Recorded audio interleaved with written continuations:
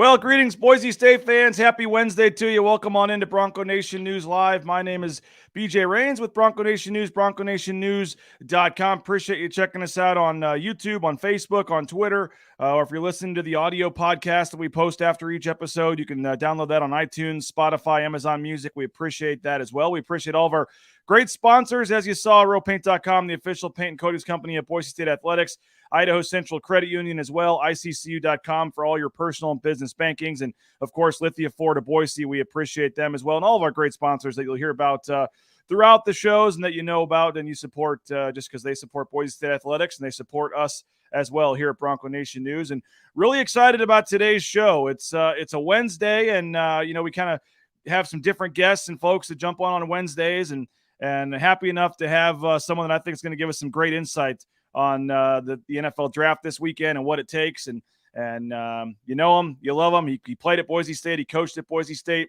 Winston Venables is going to join us, and we'll bring him on right now. There he is. Winston, how's it going, man? BJ, how you doing, man? I'm doing well over here. How about you? I'm doing great, man. I appreciate you for coming on. I bumped into it at the spring game, and sometimes you talk to guys, hey, you should come on my show, and sometimes they're like, yeah, let's set it up, and they never return your text. But you obviously got back to me, and really excited to have you on, man. I know Boise State fans are we're going crazy on social media last night when I tweeted that I was going to have you on because you're no longer coaching, and we never really got a chance to catch up with you in a while. So how's life, man? What are you up to these days?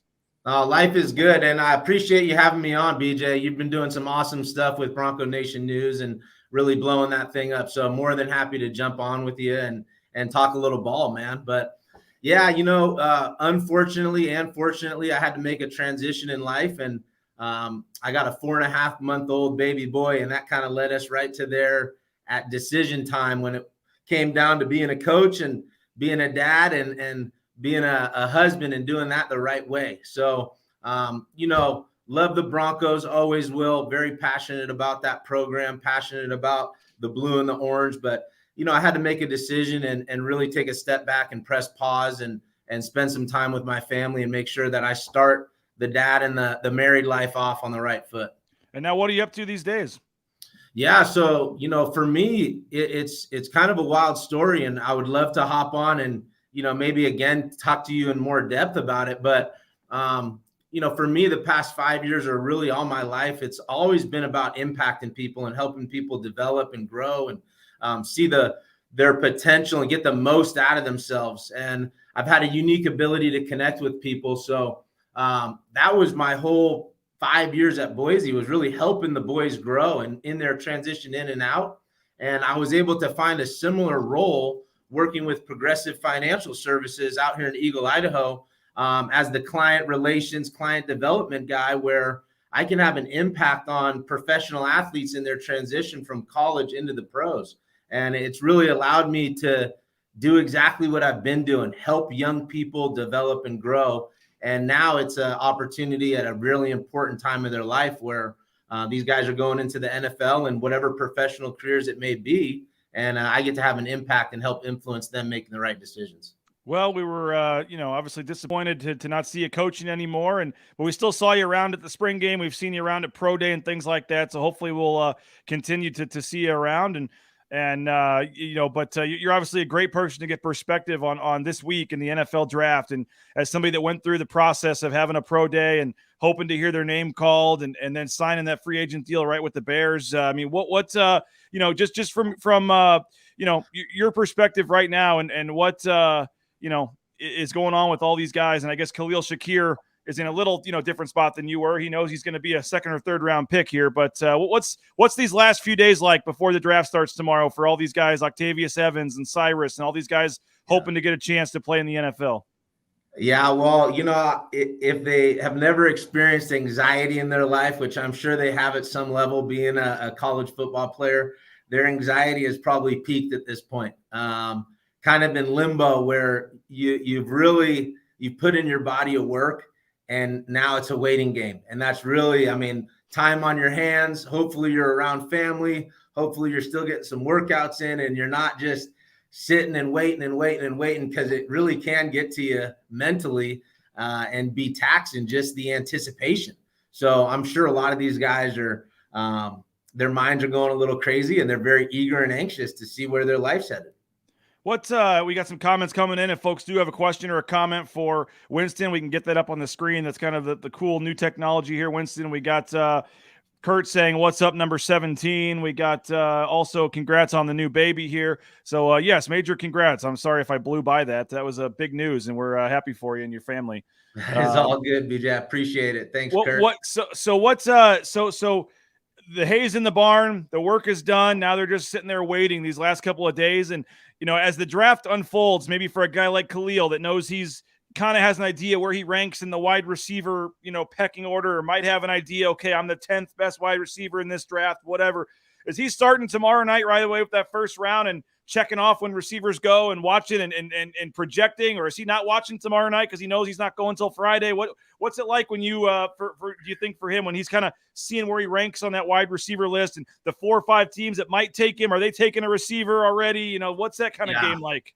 Yeah, you hit it on the head right there. I mean, there's all those variables. There's all those things that happen, and I think that dynamic of what the player is thinking during that time has a lot to do with what he wants to know, because his agent should be or can be giving him that type of information like, hey, more than likely you're a second round guy, or hey, there's a chance you can go in the first. So there might be Khalil looking at the list of those wide receivers like you're saying and checking those off the boxes where, hey, I could be the next guy up according to my agent and the research that he's done. I could be coming soon. So I might not want to know that information. Couldn't tell you. Got to ask Khalil that for sure.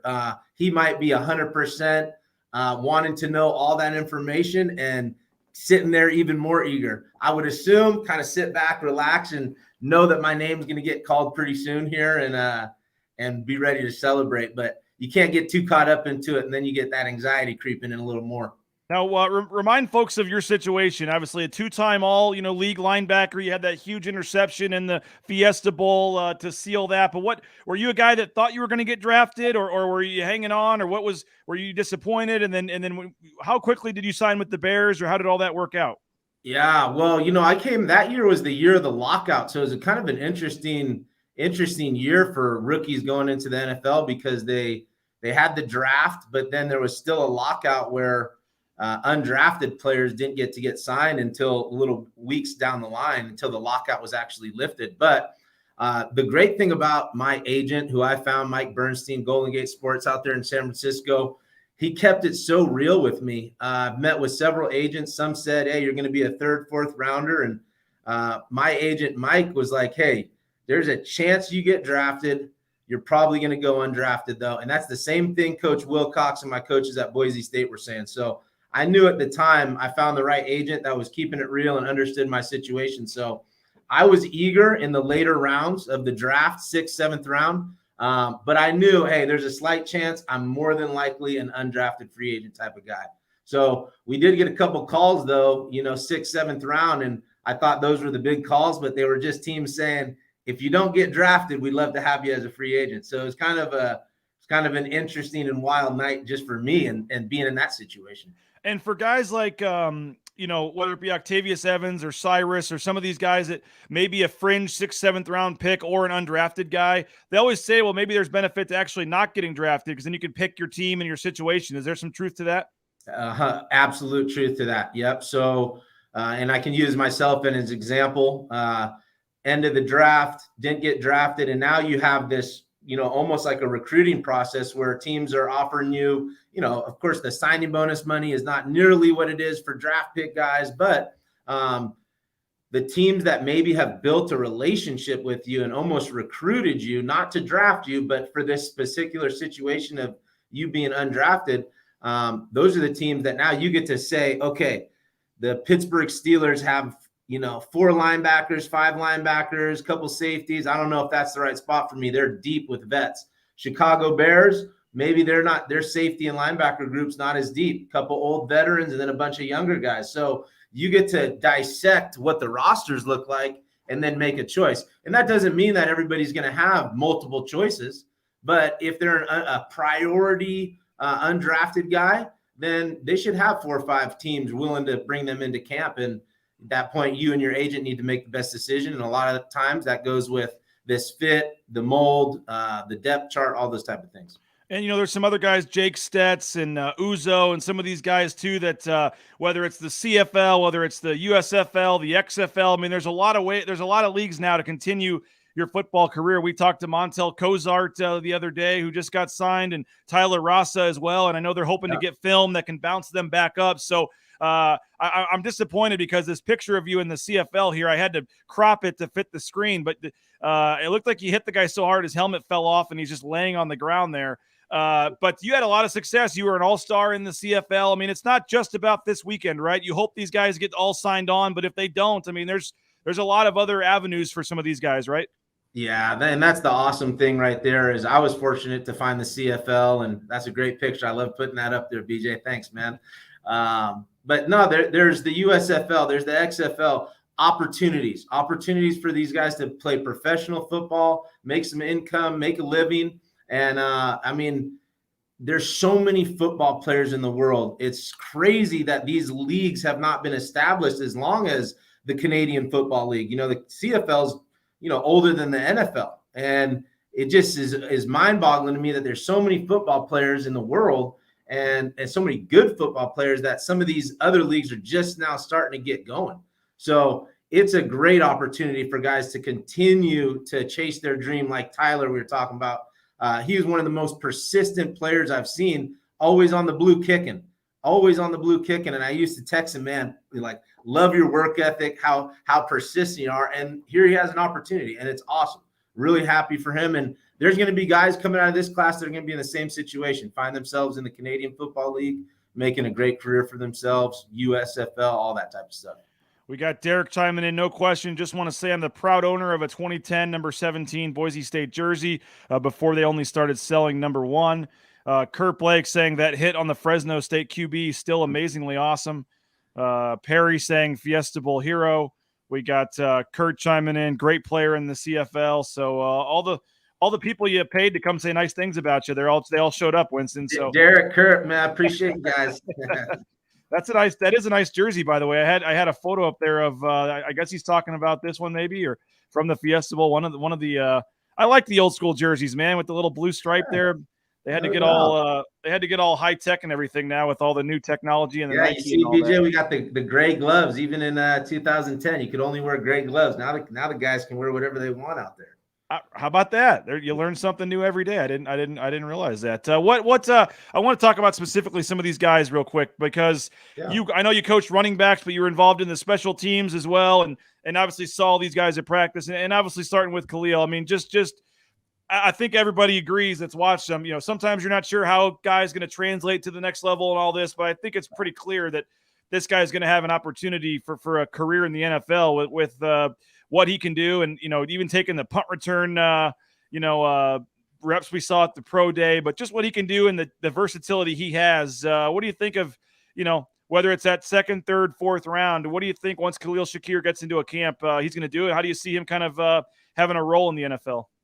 Yeah, I can definitely see him having a major impact on a team right away in the NFL. Credit to his his body of work at Boise. I mean, you cut on the film and you see all these amazing catches. You see what he can do with the ball in his hands. I mean, he is a weapon. And I don't see that stopping anytime soon. I think Khalil Shakir is just getting going in his football career.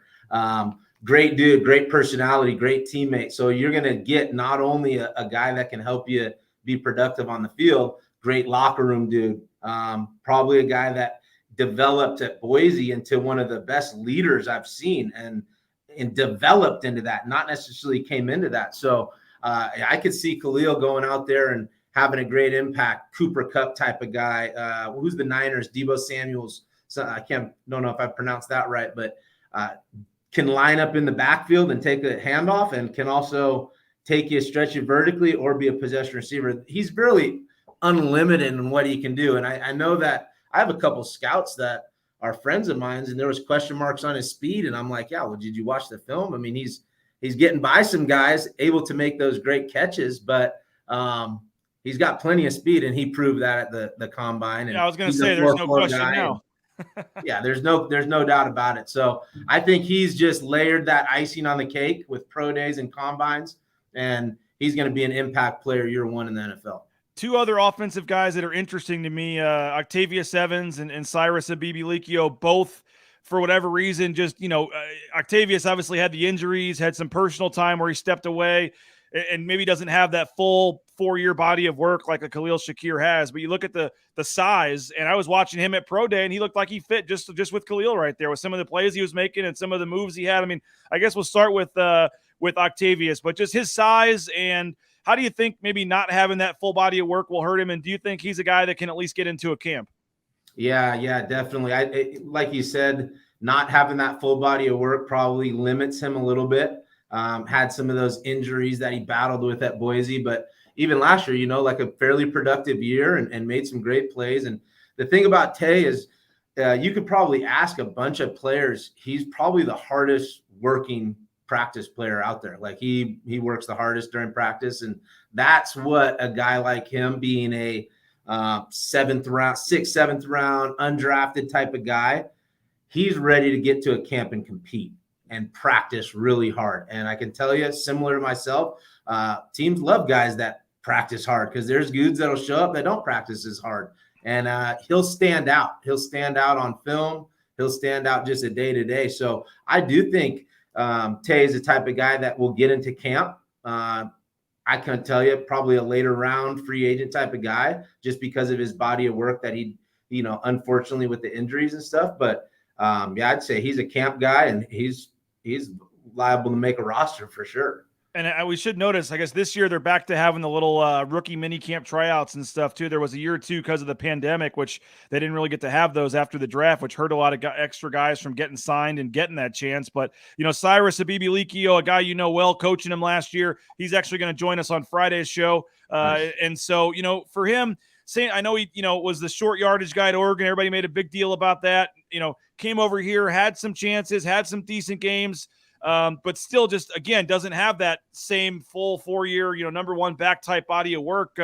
What do you see? And I know he, did some things at Pro Day. He said he worked out even at San Jose State's Pro Day and had a chance to show for some folks there. But what do you see as the potential for a guy like Cyrus? Because both these guys, Octavius and Cyrus, could have come back for another year with the COVID year. Both decided they were kind of ready to take their chance here. Do you see Cyrus being in a similar spot to Octavius?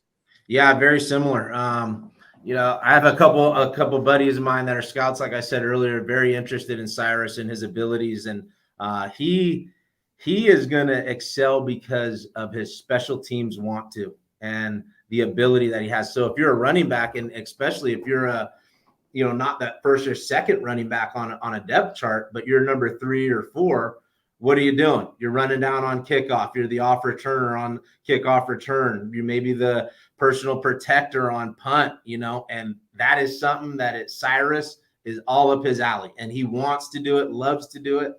We didn't get to use him on special teams as much this past year because we had some other injuries in our running back room where he had to take a lot of the reps as a running back. So we were very limited. There was times out there where Coach Kagi, the GPS tracker's like, hey, Winston, Cyrus has got too much work right now. And it's because of all the special teams that he wanted to do and was willing to do, whether it was a scout team look or he was a starter on something. And it was like, hey, we got to find another guy because Cyrus is going to get, 20-something carries this game and going to run a couple routes. So the special teams that he has is going to help him a lot. I definitely think he's going to get to camp and really good chance of making a roster, practice roster, anything like that. I mean, his work ethic is tremendous, and his passion and personality and love of the game will really, really help him at the next level. I know you were involved in special teams a lot as well, and I know all the coaches were, but everybody asks me kind of behind, the Khalil and the first couple of guys, who's the one guy that you feel most confident in, or who's a surprise guy that may get a shot in a camp? And I keep saying Daniel Cantrell. I mean, long snapping such a crazy profession, and it's kind of, it's really hard to get in. They only have one per team or whatever, right? It's not something where there's a lot of them, but if you're good at it, you can do it. And when I was watching his workout at Pro Day, there were, sometimes the specialist workouts, the scouts aren't really paying attention. They're there, but they're not there. But I had, I was looking, and there was 9 or 10 scouts writing down notes and timing them and doing that stuff. And I know it sounds crazy, but I think Danny Cantrell has a chance to get into a camp. Hey, I had lunch with Danny Cantrell yesterday, and we got, talking about his journey and his career and what's ahead. And I won't get into too many personal things with him, but he's on a Zoom call with NFL special teams coaches. Really excited about that. And his agent got a bunch of feedback after pro day of how well he did. I joke around with him, and we've had many discussions over the last several years, just football in general and life and all those type of things. Danny's one of my good friends, and Pat Manley was the long snapper for the Chicago Bears when I was playing, and I want to say he was on like his 16th, 17th year in the league. So I always tell Danny that, like, hey, I would not be surprised if you're, 15 years in the NFL still doing this thing, man. And he's like, no way. And it's like, nah, you be careful, man. I've seen it before. So he's had to be one of the best long snappers in college football. And I'm not talking about just the snap. I'm talking about the ability to get off blocks and go make tackles in open space. And that's not an easy job. And I'd love to see who the top long snappers are and compare the film, but I can put Danny Cantrell up there with the best of them. So another guy that probably get an opportunity, but that's a rare one, right? Where there's not 6 long snappers on a roster. There's 1 or 2. And, hopefully there's a team out there that's got a 15-year vet that's on his way out, and Danny can slide right in or play on the practice roster for a year and then be the guy. But I definitely think he'll get a shot. Yeah, he was really impressive. You got to go to one of those bowl games, I believe, down in Florida. And obviously, again, at Pro Day was very impressive. And when he was out there with the workouts, he was snapping to Joel Velasquez. And obviously, Joel, I think, has the unique aspect of being able to do field goals, punts, and kickoffs. I think he made like a 55-yard field goal out there during the workout. And he's another guy that maybe didn't get the chance on the field goals to show what he could do in the games. He had a couple long ones. UNLV, I remember there was a couple games where he was the long guy and hit, a 50-yard or whatever. But his versatility and a guy that can do all three, particularly the kickoffs, even in the summer and the rookie mini camps and that kind of stuff, is just a camp leg. Get a chance to get in there, take some of the load off the main kicker, and then maybe show what you can do. I mean, do you think Joel gets a shot? Yeah, same situation, that specialty, that specialist, that it's just a unique deal where in his benefit and being able to do all three, it's a roster spot. So if you're only a punter, you're going to limit yourself. And if you're only a field goal guy, you're going to limit yourself. So great advantage that he has the ability to do all three and has tape and has been successful at that. But once again, BJ, it's, what are the NFL kickers looking like? What are the rosters looking like? And that's probably going to determine who can bring him into a camp. And that might be way more limited than a wide receiver, for say, or a safety or another position player. So he's got a challenge ahead, but he's put in a great body of work that I would expect he could get into a camp, and hopefully just with the right numbers and roster situation. We got 3 guys. We'll move through them quickly here. But Jake Stetz and Uzo, 2 offensive linemen that you got to see well working with the running game and stuff with the running backs. Stetz a little undersized, but obviously was able to use that to his advantage. And I know once he moved to center, I think that might have maybe helped his NFL stock a little bit with some of the film that he got at center. But Stetz or Uzo, what do you see for either of those guys? Yeah. Well, Uzo's passes the eye test, right? I mean, he's just big and long and probably fits the prototypical NFL mold for a tackle and all that. And didn't he run really fast too at Pro Day? I think people were surprised. I mean, he was striking. He was striking out there. So, and we all kind of knew he was, can open it up, but I don't know if anybody really knew that Uzo could open it up like that. I mean, it was impressive. So caught my eye by attention, surprise, and I'm sure he did with some scouts. And Stetzy, same deal. He's kind of coming off of a little bit of an injury, and he did have a shuffle and really was the leader and captain of our O-line this past year and past couple of years, really. And he's got this nasty to him that I think will translate well, where he's not going to shy of any competition.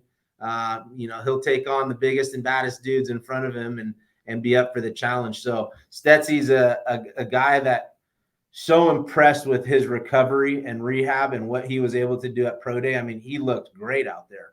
So the cool thing, and it's very similar to when I was playing, we had guys like Austin Pettis, and we had, Titus Young and Jerron Johnson and so many big-time guys that brought all these scouts, 32 NFL teams. Well, Khalil Shakir, thank you, man, because you're able to get, Jake Stetz and Uzo another look, and Danny Cantrell, all those type of things. So when that happens, the doors just open up. I mean, some of these scouts are, hey, we only had a couple notes on that guy, or we didn't really even know much about him. And then boom, now you're watching them run in their underwear, but you're passing all those eye tests. You're seeing all these improvements as far as speed and measurements.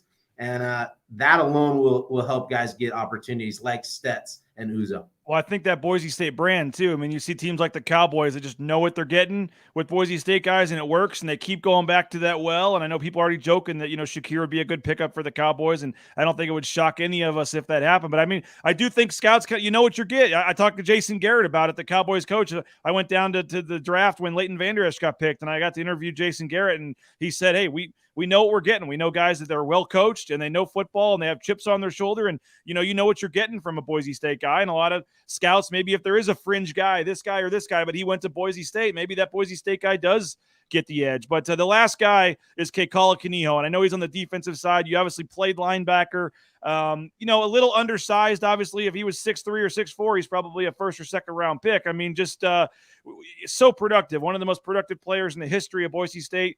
I think he might have the career games record now and just all the things that he did. What do you see as his outlook? Because like I said, he's got so much talent and his football smarts and instincts, but just doesn't have the size maybe.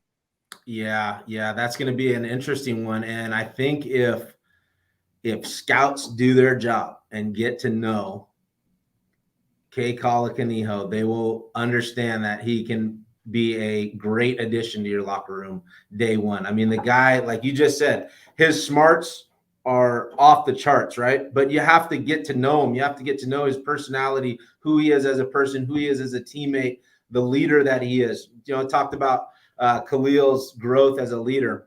Kekala is right there in the same form and fashion. I mean, he was the leader of the team for the Boise State Broncos for the past several years, but I can almost guarantee you can put him on a whiteboard and talk football and drawing up plays, and he will do a better job than a handful of the vets that are in the room day one.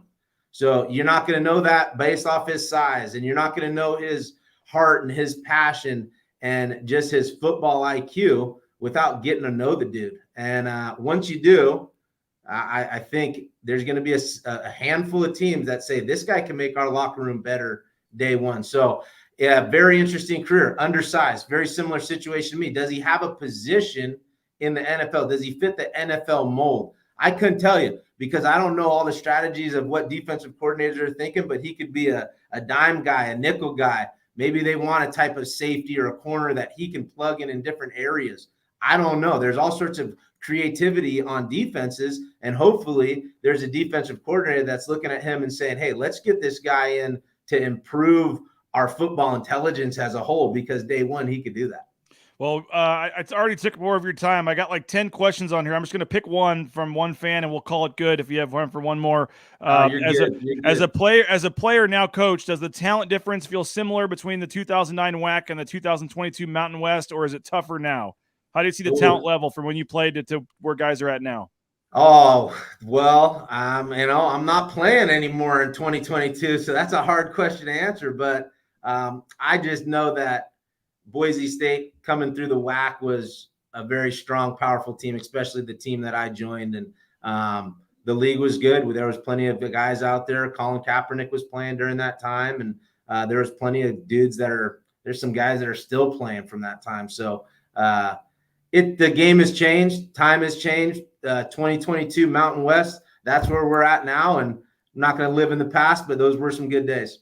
Well, Winston, we really appreciate your time, man. I told you 15 minutes and we went 30. It went pretty quick. I really appreciate your time. And I don't know, Wednesdays with Winston has a nice little ring to it. I don't know, man. We got to, if you have any, we might have to, put you on the spot here, but maybe we can work something out here, because you did a great job. If you have any interest in being a commentator or being involved in something like this, man. Hey, well, maybe we just got to jump on again, and I'll get some practice doing this, and you never know. But I'd love to join you again, BJ. This has been great. You're doing a great job with Bronco Nation News, man. Appreciate it, man. You sound like a natural, man, and you have a really cool connection, as you obviously recruited and coached a lot of these guys. And so will be fun to stay in touch with you, man. And best of luck with the new career and the family and the baby and everything. And we will catch up soon, man. I really appreciate it. All right, BJ. Take care, man. There he is, Winston Venable, one of the best in Boise State history. Did an amazing job as a coach, was there as a player as well, and obviously did a great job. And so we really appreciate Winston for joining us. And what he did as a linebacker and then coming back as a coach, great stuff. I don't know. Wednesdays with Winston. Maybe we can Wednesdays is the one day we don't currently have a guest host, so maybe we can talk Winston into something during the season. I don't know. We'll have to see. He did a great job. I do want to thank a couple of our sponsors for all of their support. I mentioned rowpaint.com, the official paint and coatings company of Boise State Athletics, power and people, pride in painting. They did some work on my garage, did some work on my back patio, and they're ready to help you too. Check them out online, roepaint.com. Idaho Central Credit Union, ICCU.com as well. They are sponsoring our golf tournament along with rowpaint.com. We appreciate them. So all your personal or business banking needs, check them out. Idaho Central Credit Union, Lithia Ford of Boise as well. Lithia Ford, Boise.com, and appreciate their support and what they've done for Bronco Nation News. And they want to remind you, it's no surprise that more new people are discovering Idaho and the natural beauty waiting to be seen and experienced. But no matter how long you've been in Idaho, they're here to help you discover the perfect Ford truck or SUV for your journeys. While we're at it, we'll make sure you feel right where you belong. You're welcome here at Lithia Ford of Boise, where Ford begins in Idaho. LithiaFordBoise.com. And as I've said before, they are providing the free vehicle if you get a hole-in-one at the Bronco Nation News Golf Tournament. So if you want to play, we just signed up another foursome today. Thank you to them for signing up, the Draper family. And so we have some spots still available, and maybe we can get Winston Venable out there to play. We'll see. But if you get a hole-in-one, Lithia Ford's giving away a 2022 Ford Escape for the tournament. So we appreciate them as well. We got some other comments rolling in here. Any basketball news? No, we're working on that. There may be some coming in the near future. There was a cryptic post from Mladen Armouche on social media. So we're working on that. There may be some today. They're obviously still waiting to get a decision from the four-star player as well. Chibuzo Agbo, the four-star transfer from Texas Tech that visited. We're waiting to hear some more information on that. And so I think you will have some news in the next couple of days. So keep it tuned. Bronco Nation News, BroncoNationNews.com for all the latest. And again, thank you to all of our other great sponsors. Boise Dentistry Co. They do a great job. BoiseDentistryCo.com. TCS, Transportation Compliance Service. If you're looking to get into the trucking industry, they can help you out. United Commercial Insurance. They make business insurance easy. If you're a business owner, check them out, UnitedCommercialInsurance.com. Ridley's Family Markets, ShopRidleys.com. 13 Idaho locations. And they got all the great at-home shopping, the Skip app, all that stuff. And the Blue and Orange Store, theblueandorangestore.com. You can check them out, Boise Town Square Mall, or online, theblueandorangestore.com. Matt Bauscher, he'll be at the golf tournament. Bauscher Real Estate, the number one ranked realtor in the Treasure Valley. You can check him out, and he will be playing in the golf tournament. So we're looking forward to that. You can see him out there and get him involved in the Q&A and all that stuff. So we appreciate all of our great sponsors for making this happen. Thank you to Winston Venable for jumping on. That was great insight, great unique perspective from someone that was just coaching last year with this team. So we'll have to see. Yeah, maybe we can, I don't know, see if we can make that a regular thing. He did a really good job. So hope everybody has a great Wednesday. If there is any breaking news, we'll pop back on here with a show if need be, or we'll have the news covered at BroncoNationNews.com. Mike Prater will join me tomorrow as we preview the draft and talk about some things. And then Jay Tuss will be back on Friday, and we'll have Cyrus Habibi-Likio join us on Friday's show. So a lot of great content, daily content, 9 a.m. If you're just checking us out, 9 a.m. every morning, Monday through Friday. That is, we have Boise State Talk here at Bronco Nation News Live on the social media platforms, BroncoNationNews.com. Again, YouTube, make sure to subscribe. Just search Bronco Nation News. We're on Twitter. We're on Facebook. And then if you are listening to the audio version of the podcast, we appreciate that. We do post the audio versions of these to iTunes, to Spotify, and to Amazon Music. So subscribe to one of those three. And then within an hour of the show ending, all the audio is up there, and you can listen to the show on your way home or however you listen to podcasts that way as well. So thanks to Winston Venable. Thanks to all of our great sponsors. Most importantly, thanks to you, the fans, for checking this out and for supporting our sponsors and telling people about Bronco Nation News and helping spread the word about what we're trying to build here. So it's been a great ride. We're going to keep it going. And again, have a great Wednesday. If anything pops up, we'll be back. But if not, we will talk to you Thursday, 9 a.m. with Mike Prater here on Bronco Nation News, BroncoNationNews.com. At ICCU, to make a difference, it takes just one connection. A friendly face, an open ear, a helping hand. And And then something amazing happens. We find out that we're better together. This is what Idaho Central does in our communities every day. We help our members with the small things and big dreams. This is what believing in you is all about. Idaho Central Credit Union, looking after your daily balance.